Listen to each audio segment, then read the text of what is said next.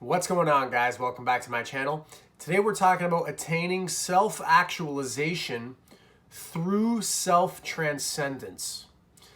So you might have heard of self-actualization before. Abraham Maslow was a revolutionary developmental psychologist, and he developed this hierarchy of needs, and at the very top, once we meet all of our basic needs and so on and so forth, we finally get to self-actualization. That's like the top of the pyramid. Self-actualization refers to the realization or fulfillment of one's talents and potentialities, especially considered as a drive or need present in everyone. So there's this idea behind self-actualization that once we get our basic needs met, such as getting enough food, water, and shelter, and we develop a sense of belonging in communities and in relationships, and then we go on to develop an esteem, a sense of respect for ourselves and for others, the highest level, which is self-actualization, is reaching one's full potential on a level of morality, creativity, problem solving, lack of prejudice, respect. You can think of the self-actualized human as like the ideal human being. Like that's what we want to strive for. And there's this innate desire in all of us, once we start to meet different needs at different levels, to finally get to become self-actualized. Now you might notice this in yourself. For example, if you're watching this video right now, you probably have a smartphone or a laptop, which means you probably have adequate food and water. I'm gonna go out on a whim and say you have adequate shelter. And maybe now you're working on developing good relationships with yourself and with other people. Or perhaps you've done that, but there's still something that sort of feels like it's missing. You're working on fulfilling your life's mission, your life's purpose, so to speak, which is at the same level of self-actualization. You want to realize your full potential in your creativity and across other aspects of your life as well. But a lot of people sort of think of self-actualization as realizing their full potential in terms of like their life purpose, like what they want to offer to the world, and manifesting that is what people sort of think about when they think of self-actualization. And rightfully so. I would say that's sort of hitting the nail right on the head. That's sort of the main component that comes to my mind when I think of self-actualization as well. But the idea that I want to introduce in this video, which I think is a really profound idea and very important when it comes to self-actualizing across the entire spectrum of what self-actualization is attaining self-actualization through self-transcendence.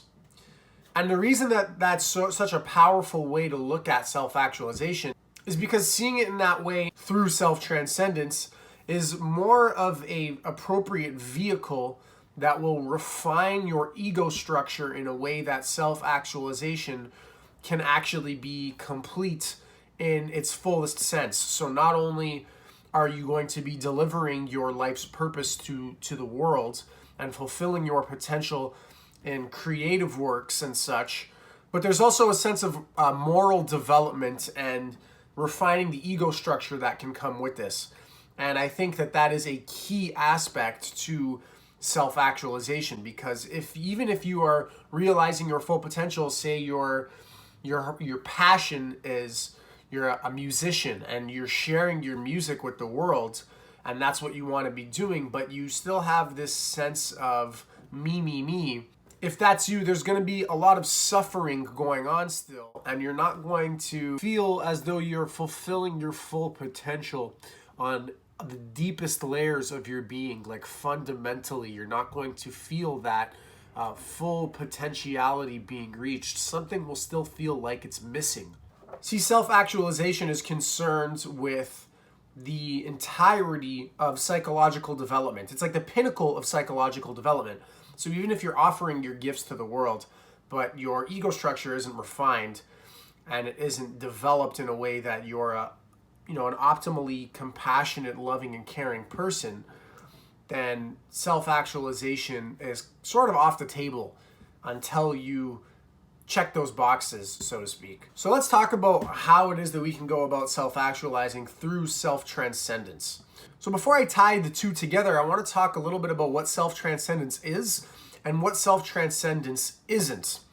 And I'm not going to address it in the deepest levels of like mystical spirituality, so to speak, but I am going to speak about it sort of, still sort of fundamentally and in a way that is relative to the topic that we're talking about here. So what self-transcendence is not is dismissiveness of one's own needs and a lack of compassion and love towards oneself and putting others before you in a self-deprecating way.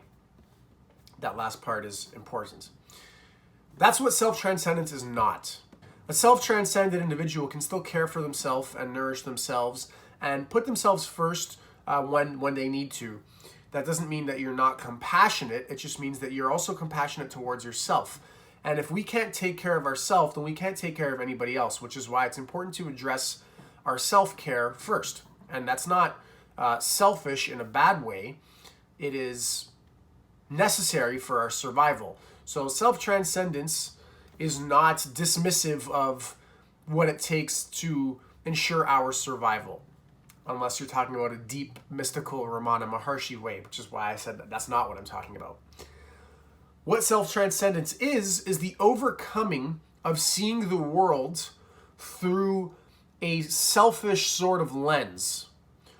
It's an overcoming of the limitations of self-perception. Self-transcendence relative to creative work is where you transcend the idea that it's you actually doing and producing and wanting to receive praise for the work. Rather, you're just a conduit for the work to come through, for the creativity to flow. And while the self-transcended individual might appreciate, gratitude, they're not somebody who's going to be vain and looking for praise for their work with this sort of needy energy that somebody with a less developed ego structure might very well be, seeking. So let's tie the two together now. Let's talk about how self-actualization isn't actually fully possible without self-transcendence. And I know that's a bold statement, but hear me out. The more that you try to attain self-actualization as like a personal goal, this is kind of tricky, but the more you try to strive for it and chase it, the more you're doing that as a means of like slapping another badge on your jacket or your sash or whatever. You're like getting a new achievement for you. But the more you do that, the more you strive for that, the further you push it away, because self-actualization, like I said, involves this pinnacle of self-development and psychological development, rather. I won't even use the word self-development there, because there's a transcendence of the self that comes with the pinnacle of psychological development that's required for proper self-actualization. I'm going to share a quote from Viktor Frankl, who was a Holocaust survivor and who was a developmental psychologist as well, a very revolutionary individual. And I believe he also worked with Abraham Maslow, the creator of Maslow's hierarchy of needs and this idea of self-actualization. And this is a quote that Viktor Frankl shares. What is called self-actualization is not an attainable aim at all, for the simple reason that the more one would strive for it, the more he would miss it. In other words, self-actualization is possible only as a side effect of self-transcendence.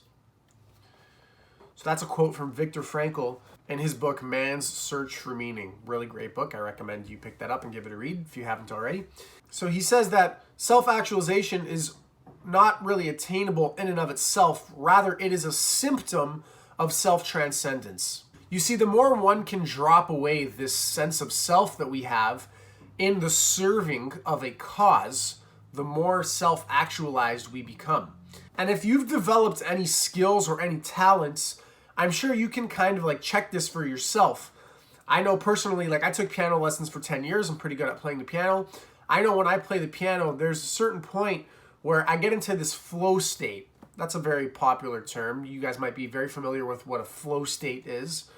And when you're in the flow state, the sense of self that we normally have drops away. And we harmonize with this different state of consciousness that feels as though we are at our pinnacle. I know that's how it feels for me when I'm in a flow state, when I'm doing any kind of craft that I've developed any kind of considerable skills at.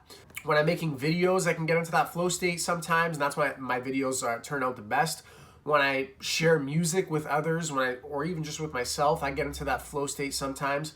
But this innate feeling of self-transcendence especially comes through when you're manifesting what you feel is your gifts in a way that it doesn't feel as though it's coming from you. You are more of just a servant to those gifts to put them out in the world. You're servants to the gifts that you've become open to receiving, and you're a servant to those that you are sharing them with. That's when you really feel that self-transcendence. When you're sharing your gifts with people and it's not as though they're coming from you, you're not expecting praise for them, you're just giving to give because that's what feels right, and that's how you can sort of magnify love and magnify what your heart wants to manifest into the world. As like wishy-washy as that sounds, those words do really resonate.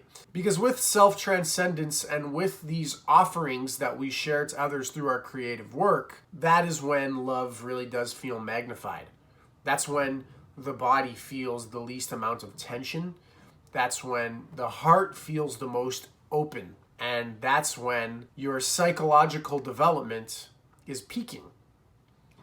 Now, sometimes it can kind of oscillate. So I'm not somebody who walks around all the time in a self-actualized state. However, there is peaks and valleys. There's this oscillation of states of consciousness. And at times, I can kind of get a glimmer of what that feels like and what that looks like, this self-actualized and self-transcended state. And if you're somebody who has a meditation practice or who's been in a flow state in creative works, especially upon sharing them with others, I'm sure you can resonate with that. So that's my message for today. That is self-actualization through self-transcendence. And the thesis here is that self-actualization isn't actually attainable as a goal that you can strive for in and of itself. Rather, it is a symptom of self-transcendence, and it is a conduit for which love can be magnified and your offerings can be manifested. So that's all I have to say in this video, guys. I hope you enjoyed it. If you did, be sure to give it a like, subscribe to my channel for more content like this, and let me know what you thought in the comments down below. I'd really love to have some discussions. This is a video that is, there's a lot of nuanced topics here. So I'd love to have some discussions with any of you guys if you want to share your thoughts on what you think about this. So drop your comments in the comment section down below. Thanks for watching, guys. Take care. Have a good one.